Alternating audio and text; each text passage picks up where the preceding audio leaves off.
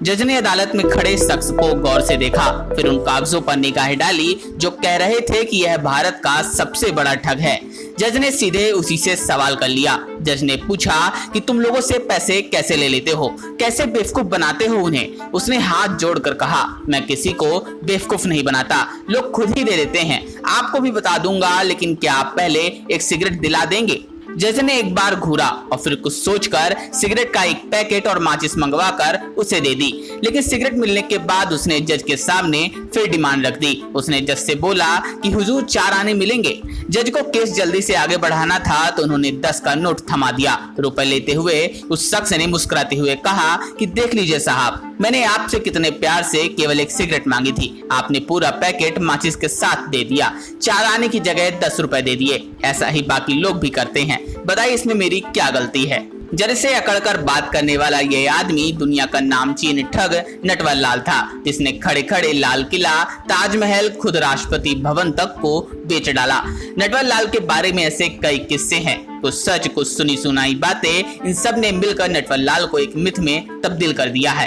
कहते हैं कि उसने ठगी के लिए अपने इलाके से ताल्लुक रखने वाले देश के पहले राष्ट्रपति डॉक्टर राजेंद्र प्रसाद से लेकर राजीव गांधी तक के नाम का इस्तेमाल किया। देश के बड़े बड़े उद्योगपति तक उसके झांसे में आने से बच न सके। नटवर लाल कभी व्यापारी बनता तो कभी किसी राजनेता का खास। कई राज्यों में 100 से अधिक मामलों में वह वांटेड था। पुलिस ने कई दफा पकड़ा, लेकिन पुलिस की हथकड़ियों ने उसे कैद करने का साहस न जुटा सका।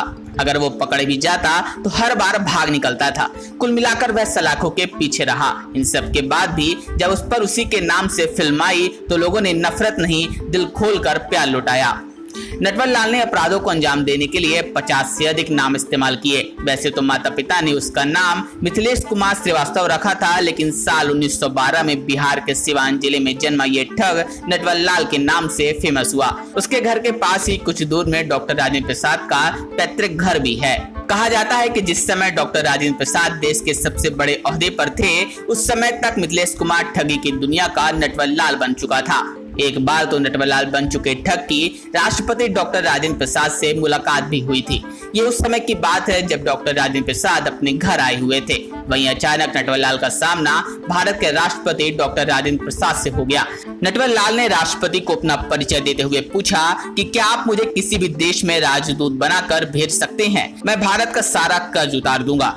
राजेंद्र प्रसाद उस नटवर लाल को भली भांति जानते थे। उन्होंने उससे कहा कि मैं जानता हूं कि तुम ऐसा कर सकते हो, मुझे तुम पर पूरा विश्वास है, लेकिन ये भी पता है कि इसके बाद कोई भारत को कर्ज नहीं देगा। डॉक्टर राजेंद्र प्रसाद हंसे और आगे बढ़ गए।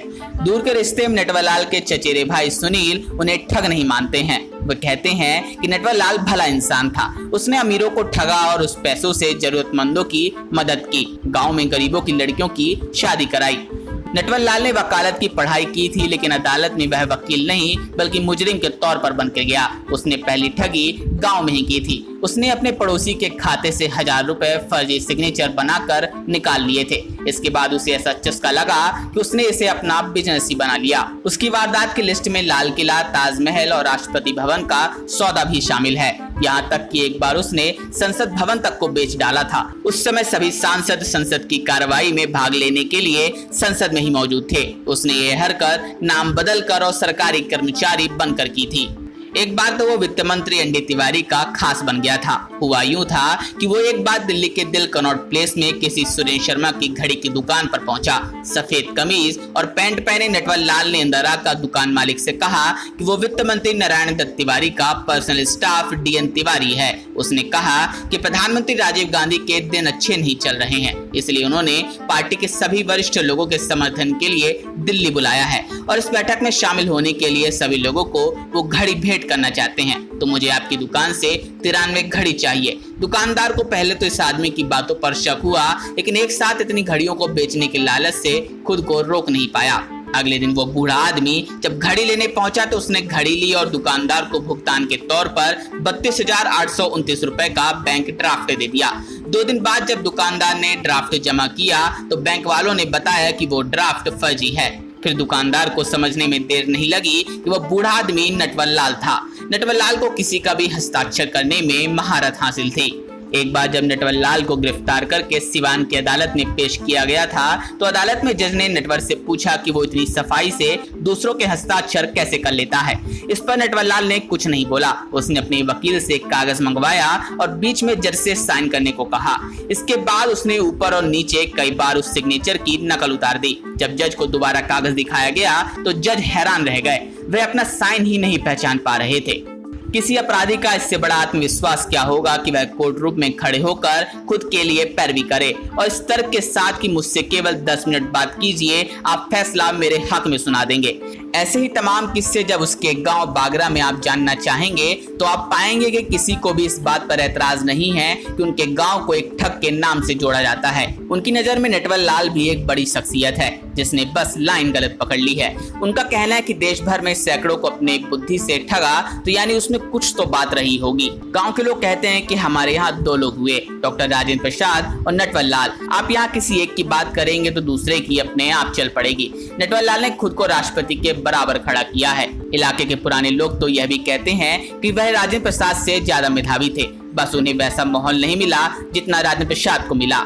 बागरा में आज मिथिलेश कुमार उर्फ नटवर लाल के परिवार का कोई नहीं बचा है। गांव वालों का उससे अंतिम नाता नटवर लाल के भाई गंगा प्रसाद श्रीवास्तव के जरिए रहा, जिनकी अब मौत हो चुकी है। परिवार से जुड़े कुछ सदस्य रांची और गोपालगंज में रहते हैं। पैतृक घर की जगह केवल जमीन बची है। बताते हैं कि पैसा छापने वाली मशीन की तलाश में अंग्रेजों ने एक बार यहाँ छापा मारा था। आधा घर तो तभी उखड़ गया था। देखरेख के अभाव में बाकी का बाद में गिर गया। ब्रिटिशर्स को तो कुछ नहीं मिला, लेकिन गाँव में आज भी चर्चा होती है कि नटवर लाल ने इतना धन कमाया था तो ब्रिटिशर्स को कुछ मिला क्यों नहीं। नटवर लाल के तौर तरीके उसे दुनिया का सबसे बड़ा ठग बनाते हैं। कई बार उसके साथ नाम लिया जाता है ऑस्ट्रिया हंगरी में पैदा हुए विक्टर लास्टिक का। 20वीं सदी की शुरुआत में विस्टर ने यूरोप से लेकर अमेरिका तक ठगी का जाल बिछाया था। यहाँ तक कि फ्रांस की पहचान एफिल टावर को भी कबाड़ियों के हाथों बेच दिया था, वह भी एक नहीं 2 बार। हालांकि वह पुलिस के हाथ लगा और जेल में ही अंतिम सांस ली, जबकि नटवर लाल अपनी मौत को लेकर भी खेल कर गया। उसे आखिरी बार 1996 में गिरफ्तार किया गया था, तब उसकी उम्र 84 साल थी। उसे इलाज के लिए कानपुर जेल से दिल्ली के एम्स ले जाया गया था। नई दिल्ली रेलवे स्टेशन पर पुलिसकर्मियों को चकमा देकर वह फरार हो गया। 13 साल बाद 2009 में उसके वकील ने कानपुर की एक अदालत में याचिका दायर कर कहा था कि नटवर लाल की मौत हो चुकी है, उस पर सारे दर्ज मुकदमे खारिज कर दिए जाने चाहिए। इस पर जब नटवर लाल के भाई गंगा प्रसाद से पूछा गया तो उन्होंने कहा कि उनका भाई तो 1996 में ही मर गया था। उन्होंने अपने हाथों से अंतिम संस्कार किया है, जिसके बाद पुलिस ने तहकीकात की, लेकिन पुलिस को अब तक कुछ भी नहीं पता लग सका है। इसी के साथ नटवर लाल का रहस्य इसी केस के साथ बंद हो गया।